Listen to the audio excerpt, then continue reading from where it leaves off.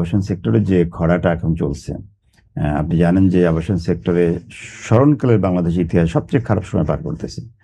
কারণ সেল আমরা বলতাম 65%, 67%, আসলে সেল এখন বলতে গেলে বন্ধই হয়ে গেছে। অলমোস্ট অবস্থার এই পর্যায়ে চলে আসছে।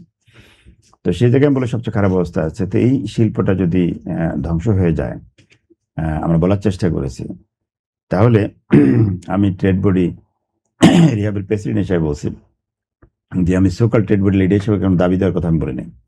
আমি বলেছি ধরেন যদি এটা আবাসন খাতটা আজকে ধ্বংস হয়ে যায়, নষ্ট হয়ে যায়, তাহলে আপনাদের বা মিডিয়ার অথবা রাষ্ট্রের হয়তো মনে করতে পারে কিছু কতিপয় ব্যবসায়িক ক্ষতি হবে, সেটা এমনটি নয়।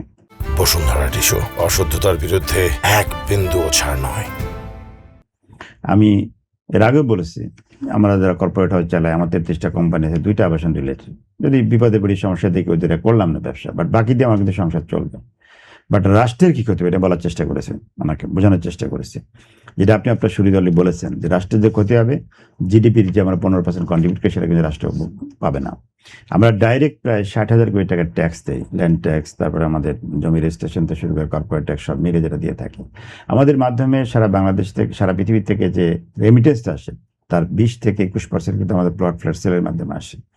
এই সেক্টরে 50 লক্ষ মানুষ কর্মরত, তারা কিন্তু বেকার হয়ে যাবে, রাষ্ট্রের জন্য বোঝা হয়ে যাবে। আমাদের সাথে লিঙ্কেজ ইন্ডাস্ট্রিগুলো যদি আমরা তাদের মেইন ক্রেতা, এটা যদি বন্ধ হয়ে যায়, তাহলে কিন্তু ওই ইন্ডাস্ট্রিগুলো কিন্তু যে ব্যাংকের টাকা নেই, সেই ব্যাংকের ঋণখেলাপি হবে, ব্যাংক ক্রাফট হবে, এবং অর্থাৎ টোটাল অর্থনীতি এটা ধস নামবে। এই বিষয়টা আমরা বলতে সক্ষম হয়েছি, উনি গুরুত্বের সাথে এটা শুনেছেন। এখন আসি সলিউশন, আমাদের সমস্যাগুলো কোথায় হচ্ছে। আমরা রাষ্ট্রের কাছে সরাসরি কোনো নীতি মানে কোনো সাপোর্ট, যে ফিনান্সিয়াল সাপোর্ট এটা ওটা, এদিকে কিন্তু আমরা কোনো কিছু বলিনি। আমরা রাষ্ট্রকে শুধু বলেছি আপনি কিছু নীতি সাপোর্ট দেন আমাদেরকে, পলিসি সাপোর্ট দেন আমাদেরকে।